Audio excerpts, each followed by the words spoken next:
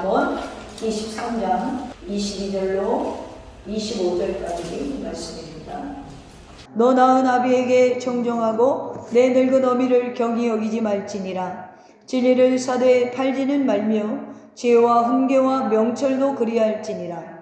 의인의 아비는 크게 즐거울 것이요 지혜로운 자식을 낳는 자는 그로 말미암아 즐거울 것이니라. 내 부모를 즐겁게 하며 너 낳은 어미를 기쁘게 하라. 아멘. 오늘 하나님 말씀의 제목은 부모님을 즐겁게 라는 제목으로 저와 여러분이 은혜를 나누겠습니다. 우리 기독교인들을 바라보는 세상의 시선 중에서 오해하는 것 중에 하나가 뭐냐면 기독교는 효가 없다, 이렇게 오해하는 분들이 있어요. 10계명 중 그런데 1, 4계명까지는 하나님과 나와의 관계에 지킬 계명이고요. 5부터 10계명까지는 이웃과 나와에 대한 계명인데, 인간과 인간 사이에 지켜야 하는 첫 번째 계명이 내 부모를 공경하라입니다. 그 정도로 하나님은 우리에게 부모님에 대한 효를 강조하셨어요. 그러므로 하나님의 피조물은 우리는 하나님의 피조물인 우리는 효도가 당연히 의무인 줄로 믿으시기를 바랍니다. 지금 이 시대는요, 이기주의, 개인주의, 물질주의, 상업주의, 현실주의, 실리주의, 그러니까 부모 자녀 간에도 이익을 줘야 되고 신뢰가 있어야 부모님을 더 잘 모시는 시대가 됐다라는 거예요.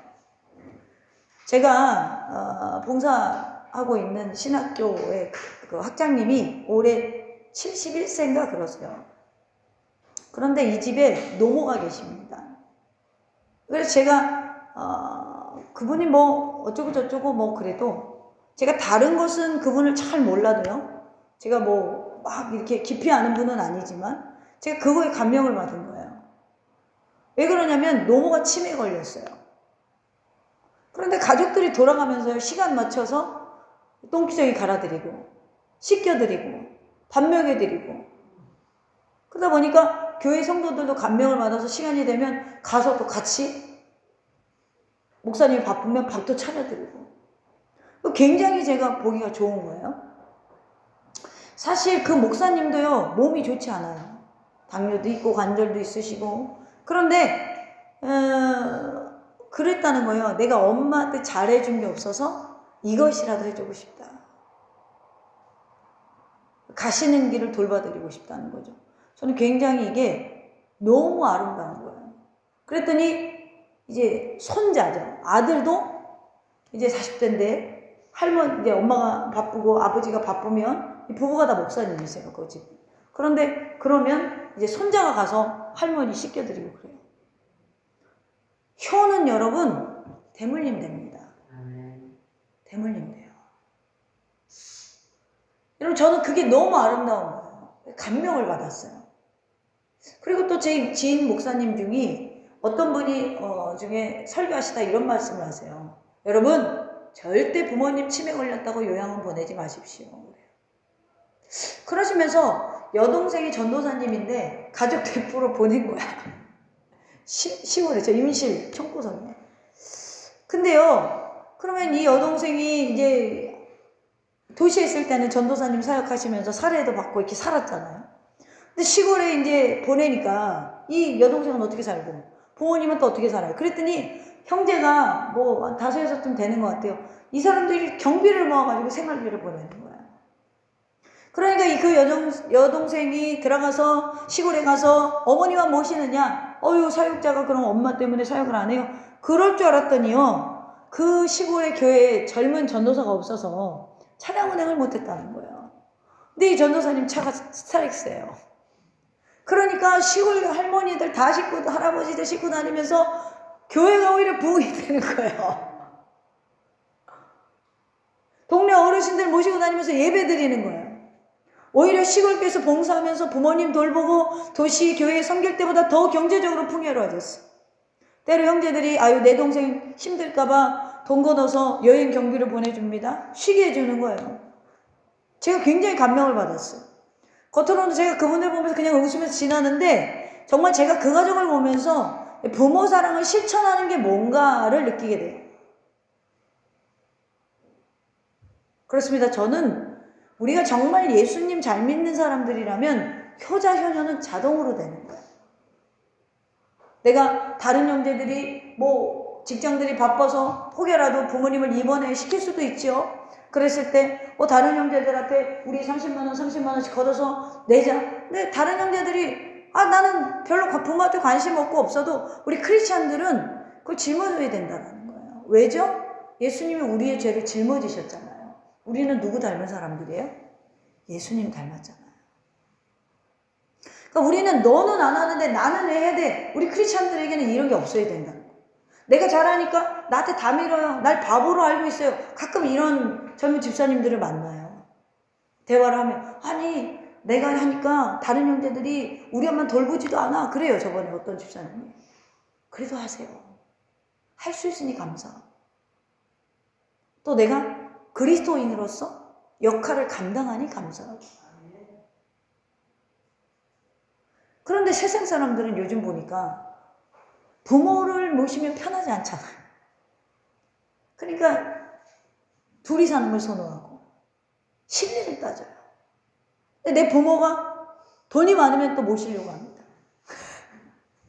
부모가 실제적인 도움이 되지 않으면 모시기 싫어요.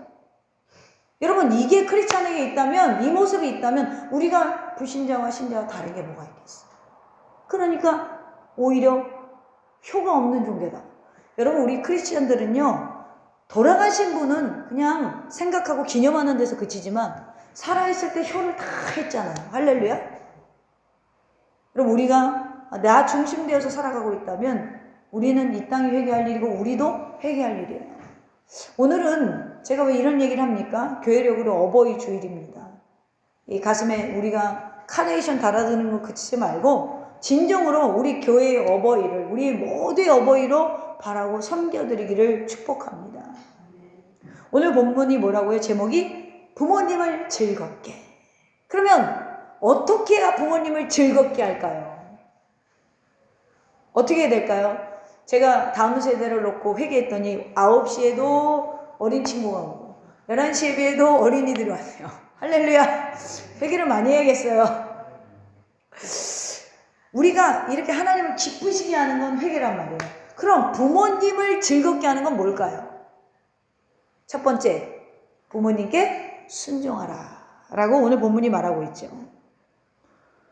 순종하라. 자, 22절에 보면 너 낳은 아비에게 청정하고 말을 들으라는 거잖아요. 순종이죠. 이것은 인간으로 당연해야 되는데 부모님이 이런 자녀의 모습을 행복해 한다는 거예요. 즐거워한다는 거예요. 에베소서 6장 1절에 보니까 자녀들아 주 안에서 너희 부모에게 순종하라. 이것이 옳으니라. 아멘. 해도 되고 안 해도 되는 게 아니라 성경에서는 순종해야 된다는 거예요. 물론 주 안에서라는 전제 조건이 있어요. 아비들은 자녀를 노엽게 하지 말라고 그러죠. 부모님도 본이 되는 삶, 주님을 섬기는 본을 보여야겠어요. 지난주에 했지요. 어쨌든 성도는 부모님의 말을 잘 들어야 된대요. 육신의 부모를 여러분 섬기지 못하면서 보이지 않는 하나님을 섬긴다? 그건 거짓말이라는 거죠.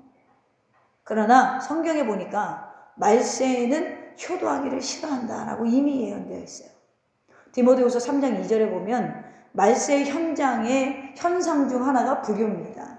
사람들이 자기를 사랑하며 돈을 사랑하며 자랑하며 교만하며 비방하며 부모를 거역하며 감사하지 아니하며. 자, 말세의 증상 중에 하나 뭐라고요? 현상 중에 하나? 부모를 거역하고 감사하지 아니한다. 자, 여기서 보면 불효가 뭐예요? 부모를 거역하는 것이 불효예요. 그럼 효는 뭐죠? 순종하는 거예요. 할렐루야. 불효는 뭐다? 부모를 거역하는 거. 순종은 뭐다? 효는 뭐다? 부모의 말을 청종하는 거. 우리들의 부모님을 즐거운 노년의 삶으로 인도하는 것은 부모님 말을 들어먹으라는 거야. 들어먹질 않아. 들어먹질 않아. 엄마가 뭘 알아? 아빠가 뭘 알아? 그러잖아요. 모르죠. 이 시대에 나가서 뭘 해보질 않았는데. 그래도 그걸 들어주라는 거예요. 가끔 저도 저희 세대 차이가 있잖아요. 그러면 이제 저희 어머니가 못 만지는 게 뭐가 있겠어요? 핸드폰을 잘 못 만져요. 컴퓨터 못 만지잖아요. 그럼 그도 몰라! 그럴 때가 있어요. 어떻게 알아요? 배운 적이 없는데. 근데 내가 가만히 보니까 한 날 깨달은 게 있어. 어떤 분은 보니까 그게 귀찮을 법도 하는데 다 설명해주고 있는 거예요. 그래가지고 제가 우리 어머니한테 사진 보내는 거, 엄마 거기 우리 엄마는 보이는 게 십자가밖에 없잖아. 거기 이렇게 더하기 표시가 십자가라고 표현하니까 바로 보시더라고요. 십자가를 눌러 엄마. 그래? 그래가지고 공유하는 법도 배우고 사진을 찍어서 보내요. 가끔 엄마 오늘 점심 뭐 먹었어? 그러면 점심 먹은 사진을 탁 찍어가지고 보내요. 할렐루야. 저의 인내심입니다. 그리고 문자 쓰는 거는 머리가 아프다고 하시니까 이모티콘을 다 보내주는 거예요. 말로 된 거. 그러니까 대화가 돼. 당신을 위해서 기도할게요. 축복해요. 다 되는 거예요. 대화가 되는 거예요. 그래갖고 제 친구 전도사님이 배꼽이 빠진대요. 아니 원로 목사님은 문자는 못 쳐도 다 대화가 된대. 이만큼 가르쳐 드리는 거예요. 근데 그게 제가 바쁘다 뭐 하면 그것도 몰라. 그거 몇 번 가르쳐줬어. 막 그런단 말이에요. 근데 이렇게 하지 말라는 거예요. 성경에는. 말하는 걸 들어주라는 거예요. 들어준다는 건 여러 가지 의미가 있죠. 나 아파. 들어주라는 거예요.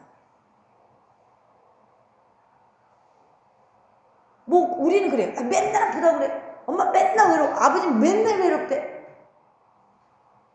그럼 우리 한번 좀 생각해 봐야 돼. 왜 우리 아버지가 맨날 돌아다니나? 왜 우리 어머니가 맨날 밖에 나가서 저렇게 말이 많은가? 스트레스가 쌓여서 그래요. 외로워서 그래요. 그리고 외로우면 말이 많아져요. 이걸 이해를 하고 받아줘야 되는데 젊은 친구들은 거기까지 못 가니까 못 해. 왜 점점 말이 많아져? 저도 가끔 그럽니다. 저희 엄마한테. 그렇다면 우리 그리스도인들에게 있어서 이제 교회 안에는 사실은 젊은 세대보다 중년 이상이 많잖아요. 돌아가신 분들이 많아요. 그러면 저는 이제 돌아가셨는데 어떻게 효를 실천해야 되나? 그래서 준비를 했죠. 제가 그냥 넘어갈 사람입니까? 마틴 루터의 대요리 문답에 보면 성경적으로 4종류의 부모를 말해요. 성경적으로. 첫째, 나를 낳아주신 부모. 당연히 낳아주신 부모한테는 지금 제가 말했던 것처럼 효를 해야겠죠. 그러니까 내가 연약할 때, 아직 죄인 되었을 때 주님은 우리에게 뭐 해줬죠? 은혜를 베풀어 주셨어요. 우리가 성인이 돼서 내가 돈을 벌고 내가 가정을 꾸렸다고 해서 그게 내가 지금 있는 게 아니라 부모님이 내가 연약할 때, 아직 어릴 때 키워줬기 때문에 내가 존재한다라는 거예요. 그렇기 때문에 당연히 낳아주신 부모를 공경해야 됩니다. 두 번째는 영적인 부모가 있어요. 이 영적인 부모를 누구를 말합니까? 여러분, 목회자를 말하는 거예요. 카톨릭에서 교육자를 뭐라고 부르냐면 신부라고 합니다. 이 신부란 뜻이 무엇인지 아십니까? 여러분, 영적인 아버지라는 뜻이에요. 그래서 이것을 영어로는 그대로 father라고 불러요. 그래서 카톨릭에는 신부님을 father 그렇게 불러요. 아버지라는 거예요. 그래서 예전에 신부는 나이를 막론하고 어린 사람이 어른까지, 노인한테까지 말을 하대하게 했습니다. 옛날에는. 그러면 우리에게는 누가 있죠? 개신교회는 목회자가 있죠. 교회 목사님들이 있죠. 신앙생활하는 가운데 여러분 영적인 아버지인 목사나 교회 교육자와 관계를 바르게 맺어야 하나님과의 관계에 들어갈 수 있다는 거예요. 그런 점에서 저는 굉장히 조심스럽죠. 왜 그래요? 목회자로서 여러분들을 지도해야 되니까. 나이는 연소하지만 여러분들을 인도해야 되는 사람이기 때문에 더 넓은 마음, 더 넓은 생각을 가져야죠. 그래서 70대든 80대든 품을 수 있는 사람이 돼야 돼요. 그래서 주의 종들도 인간이기 때문에 허물이 있습니다. 그러나 여러분 허물을 보지 마시고 이 나를 지금 영적으로 이끄는 리더들과 내가 정말 관계가 바른지 우리가 생각해 봐야 돼요. 제가 지금 말하는 게 뭐라고요? 마틴 루터의 대요리 문답에 4종류의 부모 중에 2가지 얘기했어요. 세 번째는 뭐예요? 나에게 지식을 공급해주는 아버지가 있어요. 이것은 스승이라고 하죠. 그래서 스승을 사부라고 해요. 제 인생에도 누군가의 가르침이 없었다면 오늘 제가 되지 못했다라는 것이죠. 그래서 여러분들도 마찬가지예요. 나 혼자 똑똑한 게 아니라 누군가 나에게 가르쳐준 분이 있다라는 거예요. 네 번째는 왕을 아버지라 부르라 라고 루터는 권면합니다. 국가의 원수를 존경해야 됩니다. 존경하지 못하는 나라는 불행한 나라예요. 왜 그래요? 상하가 깨져버렸으니까. 지위가 깨져버렸으니까. 이거 좋은 게 아니에요. 젊은 친구들이 막 뭔가를 개혁한다고 일어나고 그게 좋은 것 같지만 그렇지 않은 나라가 더 좋은 거예요. 그렇게 안 되게 만들어야 된다라는 거예요. 그렇게 하지 말라는 게 아니고 그렇게 안 되는 나라를 만들어야 된다라는 거예요.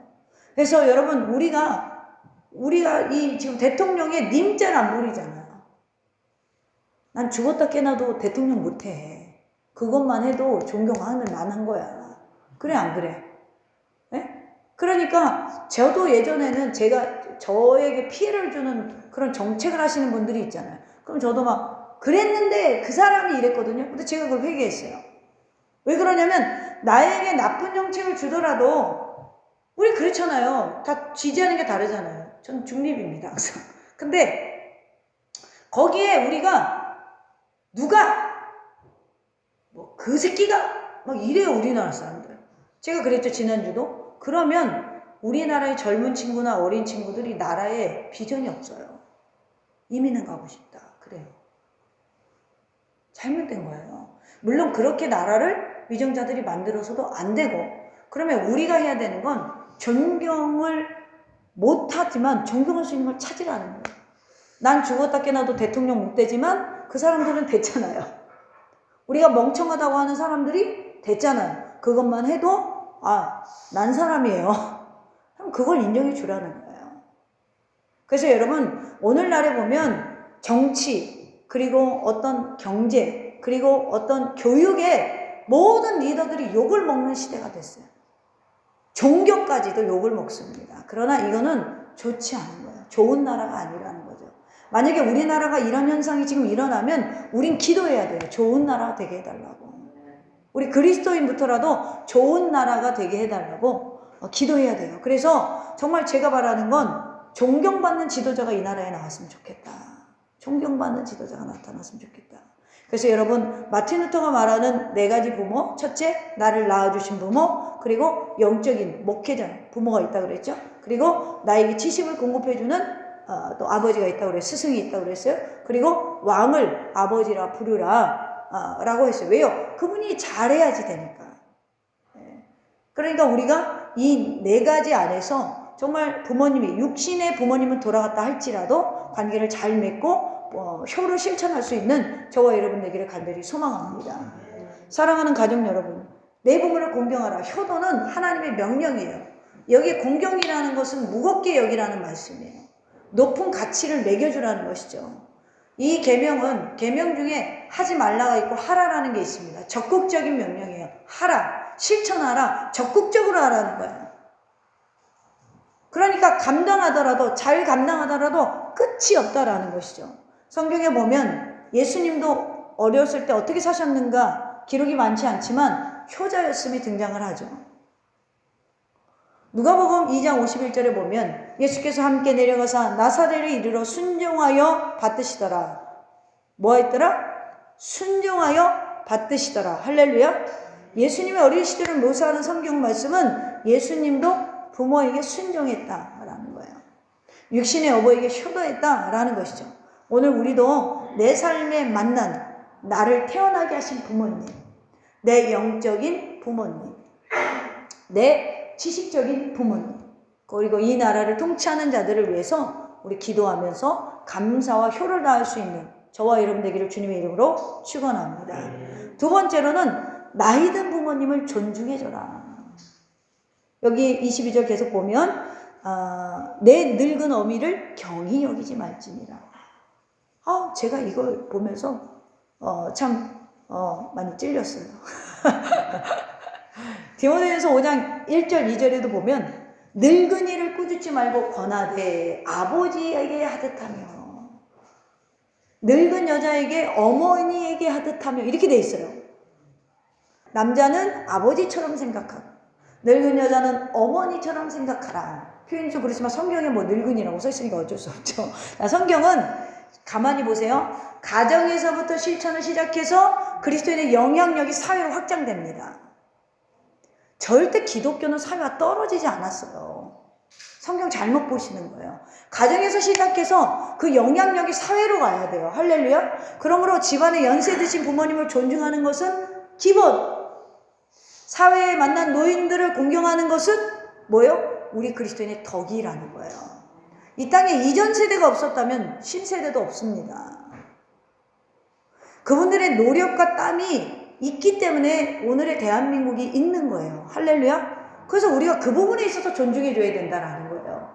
뭐 새마을 운동을 해서 그분들이 어떻게 살았던 뭐 그 당시에 정말 맞아가면서 일을 했던 그런 모습이 있었기 때문에 오늘날 우리나라에 우리가 지금 자유롭게 또 부자처럼 살고 있다라는 거예요.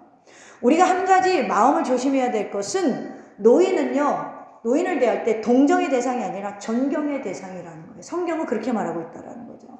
늙은 부모를 젊은 자식이 떠받단 것이 효도다. 노인이 되면 힘이 없고 마음도 약해지고 몸도 쇠해집니다. 그래서 자식이 받쳐드리고 버팀목이 되어야 된다라는 거예요. 뭐 교회가 연약하면 성도는 어떻게 되겠어요? 이걸 좀 더 확장시키면 버티고 뭐예요? 받쳐드리는 역할을 해야 된다라는 거죠. 사회에 나가서 어르신들이 무거운 짐을 짊어 나가면 제가 어렸을 때는요. 아이고 할아버지 할머니 짐을 들어줬단 말이에요. 9살 10살 때는 제가 그랬거든요. 근데 지금은요 전도하다가 어르신이 무거운 걸 들고 가서 제가 들어드리면 이거다! 이래요. 왜 그래요? 위치를 못하는 거야. 위치를 못해요. 그래서 들어드리려고요. 놀래 자빠져. 그런 사람이 없으니까. 근데 여러분 이 사회가 이래서 되겠어요? 마지막 때는 무정하다라고 했잖아요. 잘못 가고 있는 거죠. 그래도 우리는 실천해야 돼요. 도와드려야 되고. 사랑하는 여러분, 레위기 19장 32절에 너는 샛머리 앞에서 일어서고 공경하라는 거죠. 노인의 얼굴을 공경하며 내 하나님을 경외하라. 나는 여호와니라. 야, 너 이 땅에 머리 하얀 사람 앞에서 일어서지 못하고 공경하지도 못하면서 나를 경외한다고? 라고 묻는 것 같아요. 이제 우리나라도요, 노인 인구가 젊은 사람 인구를 넘어섰습니다. 그래서요, 젊은 애들이랑 얘기해보면 노인들이 사회의 짐이다라고 이야기하는 사람들이 있어요. 그게 사회의 어떤 문화로 갈지라도 우리 그리스도인들은 항상 뭐다? 내 짐을 짊어주신 예수님을 생각해보세요. 그러면 노인이 짐이 아닙니다. 사회가 같이 지어나가야 되는 것이죠.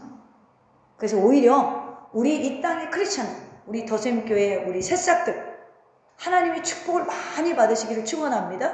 그래서 정말 그 축복으로 이 땅에 머리 센 자, 노인의 얼굴을 공경할 수 있는, 그래서 정말 선한 영향력이 지경이 넓혀지기를 주님의 이름으로 축원합니다. 세 번째로는 부모님께는 마음을 주는 게 효래요.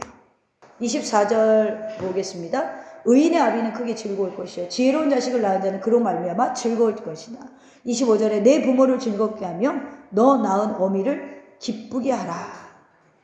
또 26절에도 보면 내 아들아 내 마음을 내게 주며 내 눈으로 내 길을 즐거워할지어다. 할렐루야. 여기에 보면 내 마음을 내게 주며 이렇게 되어 있어요. 이 말씀에는 저도 또 찔려요. 제가 바쁘다 보니까 이 형식적으로 어머니 대할 때가 많더라고요. 물론 마음으로는 사랑하죠. 제한테는 없어져 안 되는 가족 중에 하나죠. 그런데 바쁘다 보니까 그걸 뭘 해드리는 것으로 대체하려고 할 때가 많아요. 자녀들은요, 조금 바쁘고 사회에서 자기들이 지위가 생기면 그 의식주 문제만 부모를 해결해주면 내가 효도를 다 한다라고 생각을 해. 이게 착각이라는 거야. 마음을 드리라는 거예요. 저희 어머니 보니까 뭘 사드리는 것보다는 함께 하는 걸 더 좋아하시더라고요. 소고기 못 사주는 자식일지라도 김치 하나 반찬 변변한 게 없어도 같이 앉아서 식사하는 걸 더 좋아하는 게 부모님입니다. 바로 아멘이 나오잖아요. 공감하니까. 제가 가장 후회하는 게 뭐냐면 제가 청년 시절에 명절만 되면 나가 놀았어. 이사를 그렇게 많이 하는데 이삿짐을 한 번도 같이 안 싸줬어. 그 훈련 영적으로 받으실 때니까 가난하니까 맨날 100만 원에 10만 원짜리 월세방 찾아다니는 거예요. 그러니까 100만 원 까먹고 나와. 월세도 못 내. 할렐루야. 그러니까 난 스트레스 받아갖고 청소년기에 청소년. 저 모자 쓴 청소년. 그때 고만할 때. 그러면 나가. 엄마 이사하는데 그 옛날에 이불 보따리가 뭐고 그릇이고 다 신문지로 싸야 되냐. 한 번은 안 도와줘. 그거 왜 못 버려? 구남매 맏며느리였잖아요. 그러니 그릇이 얼마나 많아. 그걸 왜 못 버려? 그 좁은 집 이사 다니면서 다 싸갖고 다니는데 한 번도 같이 안 사줘. 그러면 이제 저는요, 운동 갔다 들어가면 엄마 이사 갈 집이 어디야? 그리 들어가요. 명절에는 친구들이랑 캔사라노라. 이삿날에는 한 번도 도와준 적이 없어. 친구가 좋고 젊었을 때는 이성이 좋고 막 그럴 나이잖아요. 받기 좋고. 그러니까 제 마음에 부모님이 차지하는 게 너무 적은 거예요. 그런데요, 결혼하고 나니까 딱 후회가 되더라고요. 명절에 엄마랑 놀고 싶어도 놀 수가 없어. 시댁에 가서 전부 쳐야죠. 그래 안 그래? 늘 남는 시간을 드리게 되더라는 거예요. 그게 청년 때도 그랬는데 결혼하고 나니까 또 남는 시간을 줘야 되는 거예요. 물론 지금은 제가 친정 부모님만 살아 계십니다. 다 돌아가시고. 그러니까 그런 것은 없지만 그런 생각을 들은 몇 년이 있었어요. 여러분, 효도의 방법에는 4가지가 있어요. 첫째, 마음의 효. 둘째, 정성의 효. 셋째, 물질의 효. 넷째, 삶의 효. 잘 살아주는 것. 그런데 첫 번째 뭐다? 마음의 효. 마음을 드려야 돼. 마음의 효는요, 효도의 뿌리입니다. 우리 성도들은 진정 마음으로 부모님을 공경해야 돼. 공경한다는 히브리어 키페드는 원래 무겁다라는 거예요. 이 말을 잘 생각해 보면 부모님을 내 마음에 생각하는 비중이 커야 된다. 우리 부모님 마음, 우리의 마음 속에요, 부모를 생각하는 비중이 내가 얼마나 되는가. 저도 찔려요. 많이 찔려요. 이런 마음이 그래도 찔림으로 내가 이걸 좀 바꿔야겠다. 진짜 효해야겠다. 이 어버이 주일을 맞이해서 이렇게 생각하는 크리스찬들이 이 땅에 조금이라도 있다면 여러분 정말 사회가 바르게 될 거예요. 할렐루야. 세상 사람들은 자식이 출세하면 효도했다라고 생각하죠. 물론 출세도 좋습니다. 그러나 삶에서 바르게 살아가면 부모님이 그것만큼 자랑스러운 게 없어요. 그것이 진정한 효도라는 거죠. 그래서 24절에 의인의 아비는 크게 즐거울 것이요. 오늘 부모님을 즐겁게 하는 건 뭐예요? 내가 마음을 드리고 이 땅에서 의인답게 살아가는 것. 사랑하는 더셈의 가족 여러분, 오늘 부모를 즐겁게, 우리 곁에 가장 가까운 사람들을 한번 떠올려 보세요.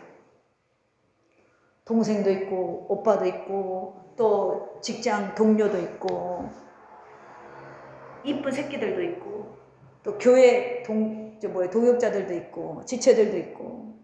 그런데 거기에 부모님도 있고 이성 친구도 있고 자녀도 있고 뭐 많잖아요.